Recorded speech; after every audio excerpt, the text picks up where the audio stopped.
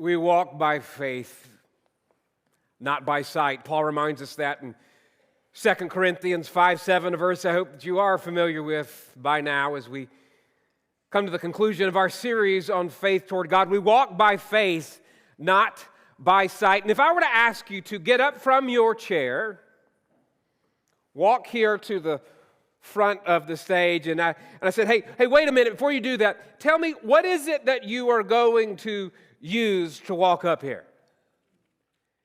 You probably would say, well, my legs or my feet. And you would not be wrong. But what if I were to say, okay, well, you can use your legs or your feet, but before you walk up here, I want you to close your eyes.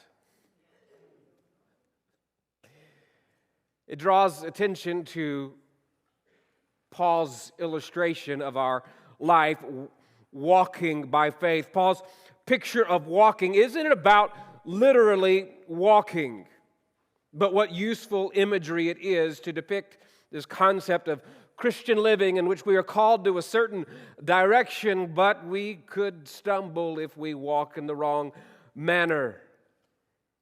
If we walk not by faith and attempt to walk by sight. Our walk, our journey, our life, our walk, our journey, our life is by faith. Some of your translations may say that. We live by faith. You see, the world hears that we walk by faith, and they assume that we take blind leaps, that we foolishly hold on to fantasies, and we willingly walk not by sight, which to them makes it even more foolish. But we know this not by sight life is not blindness. We might not navigate by sight, but we do not lack vision. We see with faith. Faith is not just part of our lives, it is our life.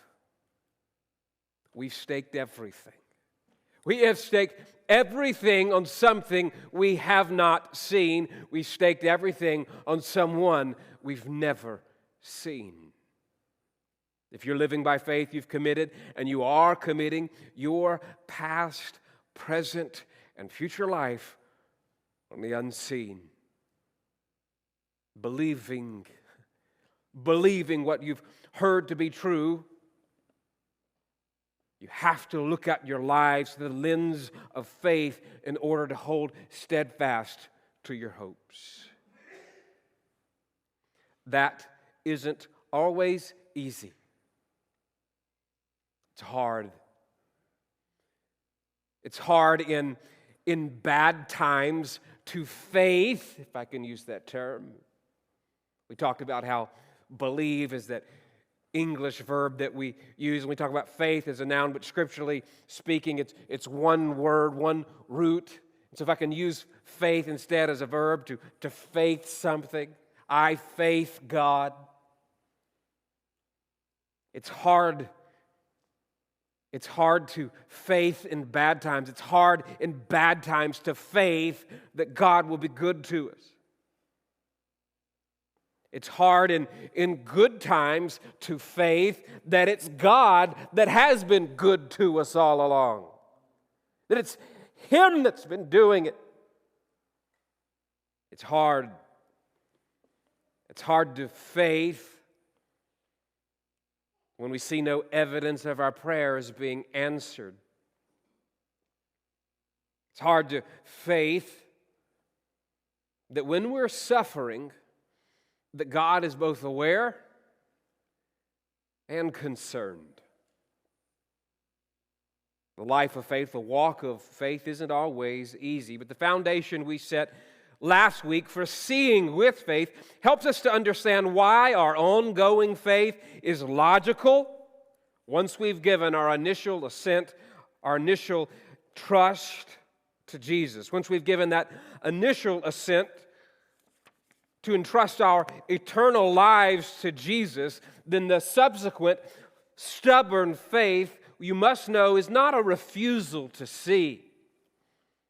It is rather a conscious choice.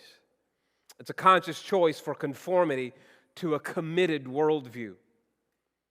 When you're stubborn in your faith, despite what the evidence might look like, that's your conscious choice for conformity to a worldview you've previously committed to.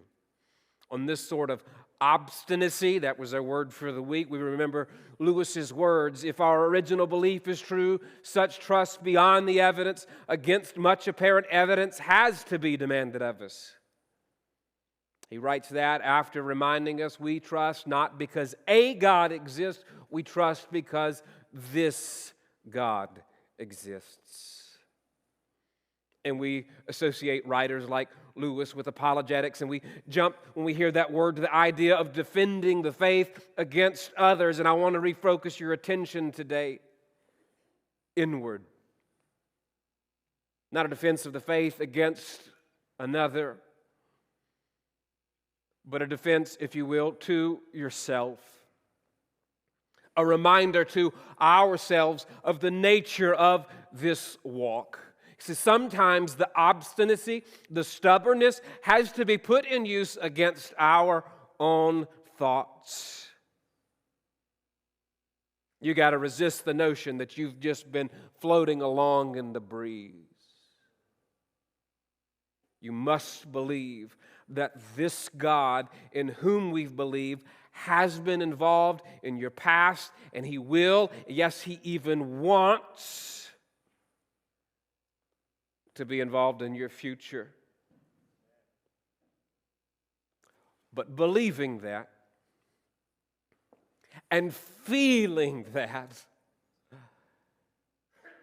well, that's a different story. We've seen that evidenced in Mark 9, if you want to turn there. We've seen that evidenced in a story you've already seen and we've talked about before in this series. But we haven't focused on the verse that, for me, is the most striking and honestly the most comforting. The story, as we've looked at it, is a story of the disciples' inability to cast out a demon and their inability to save this child who is being tormented by evil forces. And we've talked about their faith and lack of faith and what Jesus has to say about that.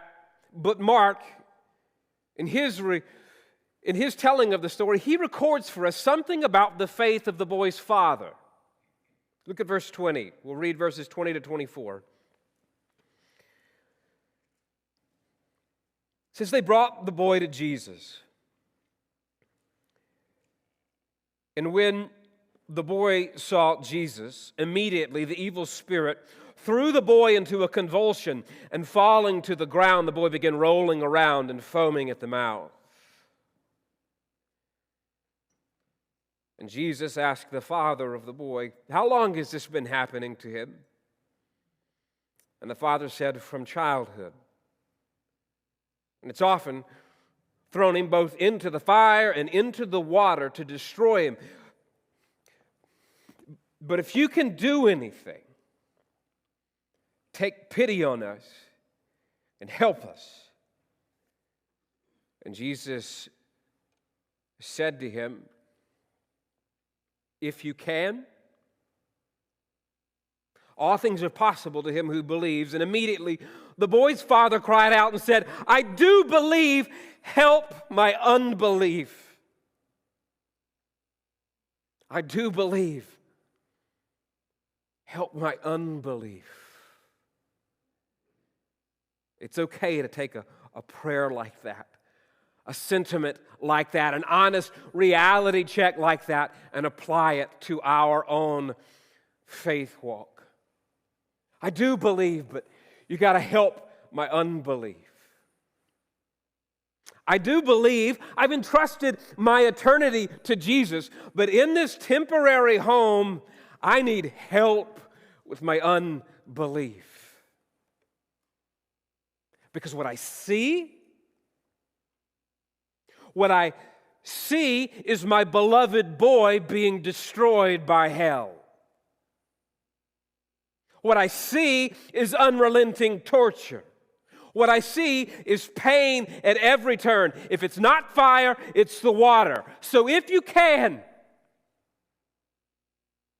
and here's where Jesus reminds us of the nature of our walk and perhaps even encourages us to see with faith, because we are encouraged to take control of our thoughts and take control of our speech and to hold an attitude of faith, both thinking and speaking in faith. If you can, if I can, thinking and speaking in faith. Romans 10 teaches, for with the heart a person believes, with the mind a person believes, resulting in righteousness, and with the mouth he confesses, resulting in salvation. Thinking and speaking in faith. You need to think and speak in faith, not because faith is a power. Hopefully you remember that. That's a false teaching. We think and speak in faith not because faith is a power, but because faith is the walk to which we are called, and that's where blessing resides. It's where salvation lives. For with the heart a person believes, resulting in righteousness, and with the mouth he confesses, resulting in salvation. This is not a passage for the unbeliever. I don't care what the Romans Road says. It's not a passage for the unbeliever. It's a passage for the believer who is already righteous and who, from his position of righteousness, now has the privilege of calling upon the name of the Lord and receiving deliverance at every moment of the walk. Thinking, believing with the heart, and speaking, confessing with the mouth. Think and speak in faith. It is your righteousness. And it is your salvation in this life and in the next. Turn with me to Hebrews 11. Hebrews 11. You'll know it as that Faith Hall of Fame. You probably already knew that. You certainly are familiar with it by now. As we consider what it means to see with faith, we must remember the realm of faith. Do you remember the realm? We see it in verse 1. The realm is in hoped-for things. The realm of faith is in unseen things. And Hebrews 11:1 is not a definition of faith, but it is a reminder of the realm in which faith operates, because faith is the substance of things hoped for. It is the conviction of things not seen. So yeah, we're familiar with that verse by now. Good. Let me connect it to the end of the chapter in a way that is profound. Not that my connection is profound, the connection made by the Scriptures here is profound. Look at verses 39 and 40. They say this, and all of these, after it is given this recounting of faith, all of these people, having gained approval through their faith, did not receive what was promised, because God had provided something better for us, so that apart from us, they would not be made perfect. And you ask yourself, well, what's profound there? I don't see it. Well, let me tell you that translations, for my money, they just botched this one, okay? It's not wrong. It's likely your translation reads, because God has provided. God has provided. That's true. He does. But the word translated provided here, it also means to foresee. To see beforehand. And so our faith, verse 1, is the conviction of the unseen, because our conviction is toward the person in verse 40 who not only sees, but has foreseen everything. We see We see with faith in the realm of the unseen as we hear from the one who is all-seeing. We see in the realm of the unseen because we hear from the one who is all-seeing. Well, my challenge to you is to see with faith moving forward for the rest of your lives. To see with faith moving forward. The best and the biblical way to do that is actually to consciously recall the past.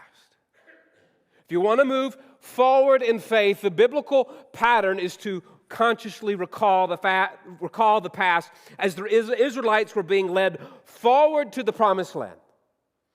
As the Israelites were being led forward into the promised land, God said, remember the day in which you went out from Egypt, from the house of slavery. By a powerful hand, the Lord brought you out from this place.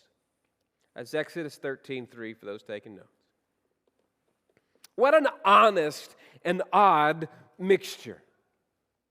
The power of the Lord to deliver, we're moving forward into the promised land, but there's no revisionist history here. God said, you had it rotten. You were slaves. And I saw all that, and I was in all that too. Recalling the faithfulness of the Lord in your past is soul care. That's what the Scriptures teach. Turn with me to Deuteronomy chapter 4. Deuteronomy chapter 4. These patterns of recalling God's past faithfulness. We've seen it in Exodus. Now we're going to see it in Deuteronomy. Interesting that is the call to the Israelites of the Old Testament. Remember the faithfulness of the Lord. How much greater then is our call as New Testament believers to remember the faithfulness of the Lord. Recalling the faithfulness of the Lord is soul care. Deuteronomy 4:9 says, only give heed to yourself. Keep your soul diligently. Why? So you do not forget the things which your eyes have seen, and they do not depart from your heart all the days of your life. Make them known to your sons and your grandsons, to your children and your grandchildren. We tend to forget the things we do see. You know the story of the Israelites. You get to the promised land and forget. They didn't even make it that far, right? After all the miracles and being delivered, the grumbling, the complaining, the forgetting of what God had done for them, we tend to forget the things that we do see. How much more so will we tend to forget things in the realm of faith, things in the realm of the unseen? We learn from this verse that recalling the faithfulness of the Lord is a blessing even to future generations. It's soul care for yourself, but it is also soul care for future generations. To be able to say, this is how the Lord is faithful to me. This is how the Lord was faithful in my family. This is how the Lord was faithful to your grandparents. Or if you don't have that testimony, to be able to say, this is how I began a new generation of faithfulness. And I tell you my story with the faith that you, child, will one day carry it on. Recalling the faithfulness of the Lord is soul care. Let me give you one more Old Testament example. Turn to the book of 1 Samuel. 1 Samuel chapter 7. If you're in Deuteronomy, you're going to go through Joshua, Judges, Ruth. You get to 1 Samuel. Chapter 7. The Israelites had been unfaithful. Surprise, surprise. And in 1 Samuel 7, they were to return to the Lord. You recall in our sermon on strengthening faith, that was item number 1. Return to the Lord if you've been faithless. So they were to return to the Lord, and they were to return to the Lord from the seat of faith, which we know is the heart, and then they were to direct the heart toward God. 1 Samuel 7, verse 2. From the day that the ark remained at Kiriath Jearim, the time was long, for it was 20 years, and all the house of Israel lamented after the Lord. Verse 3. Samuel spoke to all of the house of Israel, saying, if you return to the Lord with all your heart, and remove the foreign gods and the Ashtaroth from among you, and direct your hearts to the Lord, and serve Him alone, He will save you from the hand of the Philistines. And in these next verses, Israel fights against the Philistines, and they are saved, they are delivered, they are victorious. And I want you to pay attention to what Samuel does. Verse 10. Now Samuel was offering up the burnt offering, and the Philistines drew near to battle against Israel. But the Lord thundered with a great thunder on that day against the Philistines, and He confused them so that they were routed before Israel. And then the men of Israel went out of Mizpah and pursued the Philistines and struck them down as far as below Beth-kar. Here's what Samuel did. Pay attention. Samuel took a stone and he set it between Mizpah and Shen. These are places. And he named it Ebenezer. And he says, thus far the Lord has helped us. He took a stone, a physical reminder, something that the people could see, and he said, this stone is called Ebenezer,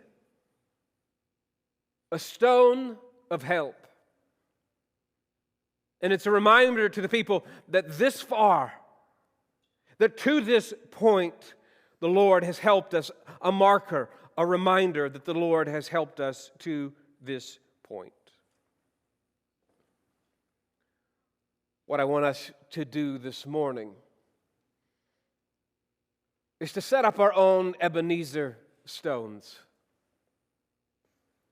to set up markers of faith that say, to this point, the Lord has helped us. And so I'm going to ask you to enter into an interactive exercise with me. It's why you found a pen on your chair this morning. There's some sheets of paper, and I'm going to ask Elizabeth, and I'll ask the band to come on up as well. And I'm going to ask some helpers to pass out this sheet of paper. And I've created this sheet of paper as a help for you. If you want to write it in your notebook, if you want to write it in your journal, that's fine as well. What you see on top of the paper is this title, Ebenezer, Stones of Help. Some of you may remember the old hymn, Here I Raise Mine Ebenezer. It's a testimony to say, I've come this far. And to speak and think in faith to say that God has brought me this far. And then you'll see at the top, I've written the phrase, I faith that. And the exercise is for you to begin to fill things in. Or, I have followed in faith. Let me give you some examples. Started us off with a psalm. Psalm 139, because your life of faith needs to minimally start at the beginning of your life, which, despite what the world tells us, begins in the womb. I faith that you formed my inward parts. I faith that you wove me in my mother's womb. And despite what you think about your body, despite what you think about your disabilities, despite what you think about the moments in which it has betrayed you, I faith that I am fearfully and wonderfully made, that wonderful are your works, of which I am one. My soul knows it well. My frame was not hidden from you.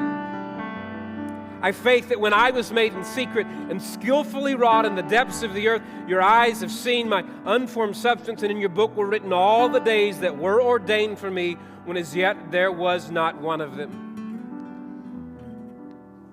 And so our Christian worldview that says life begins in the womb also teaches us that our life was planned by God even before that. Do you believe that? Do you faith God for that? Can I challenge you to do something? We talked about the difference between feeling something and believing it. And that one method to strengthen faith is to think and speak in faith. So regardless of whether you feel that in the moment, it is legitimate to make the commitment of faith and to write that on paper. I faith this. I don't feel it right now, but I declare it in faith.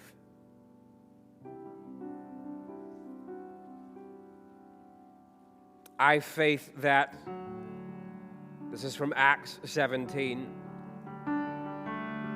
I faith that you determine my appointed time and boundaries to seek you and find you, and you're not far from me.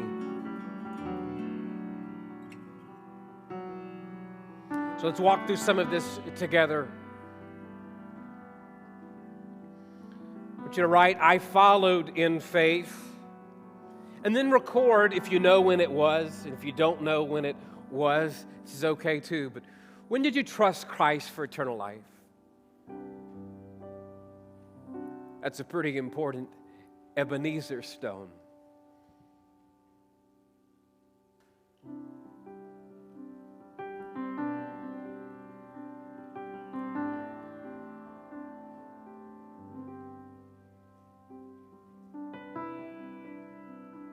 If you have followed in faith in baptism, write that down. I followed in faith by being baptized. If you remember when, put it there. If you haven't followed in faith in baptism, guess what elementary principle of the oracles of God is coming up? We'll talk more about it then.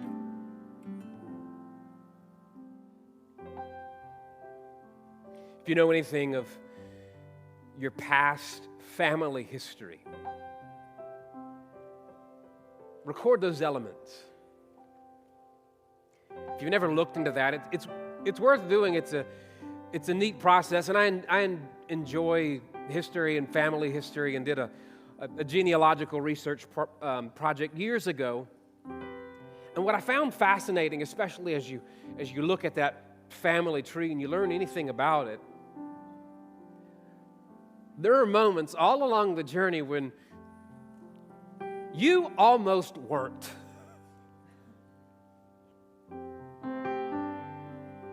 Parents who died, or the number of children who died in infancy, and perhaps a family line was cut off, or a woman who gives birth 9 months later, but her husband almost died before there ever was a conception. And there's just so many, what we would say, close calls in history. A lot took place for you to be here throughout the generations. And so having faith that God has ordained the time and places and boundaries for your life is important.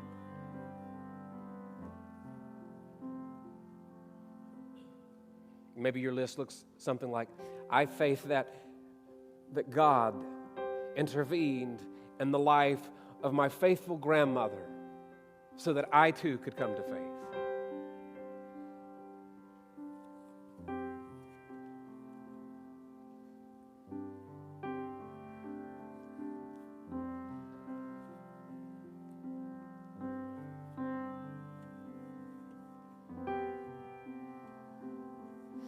I said it was hard in bad times to believe that God will be good to us. Let's take a moment to record the bad times. To say that I faith that God was good to me when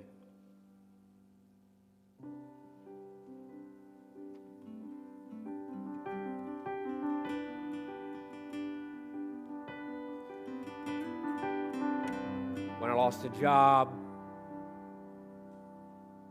I lost a friend, I lost a child, I lost a parent, I lost a sibling, I lost a loved one, I lost hope, I lost a dream, I lost an ability.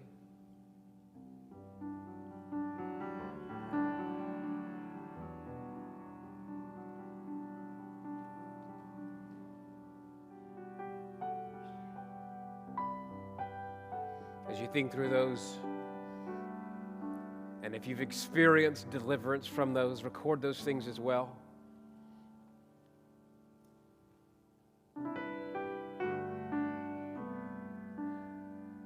I faith that God has been good to me since this bad time by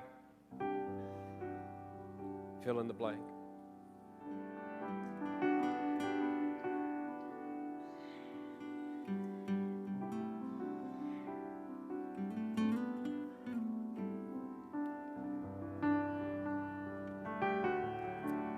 It can be hard to have faith in good times because we're forgetful. Think of the good times in your life and consciously ascribe that faithfulness, those good times, to the faithfulness of the Lord.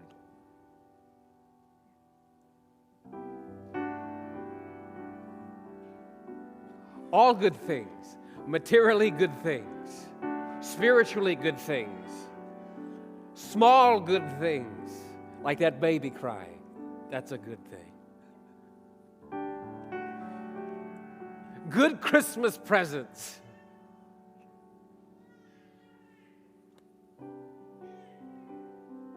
Even your possessions.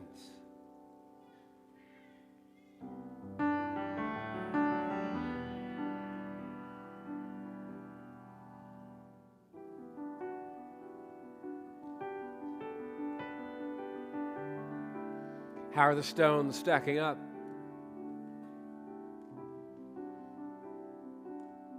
You can write whatever you want. If you need something to write next, think about prayers.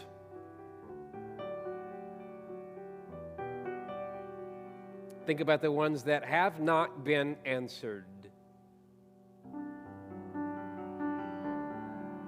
And I know what I'm supposed to say is it seems like they haven't been answered, but God answers every prayer. No, He doesn't.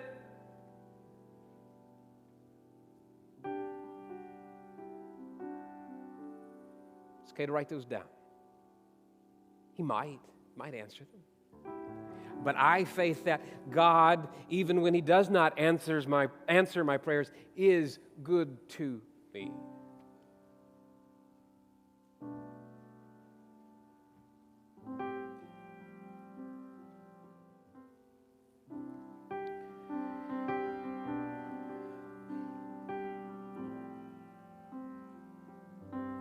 I faith that God is good to me in the midst of my suffering. I faith that God sees it, and I faith that He cares.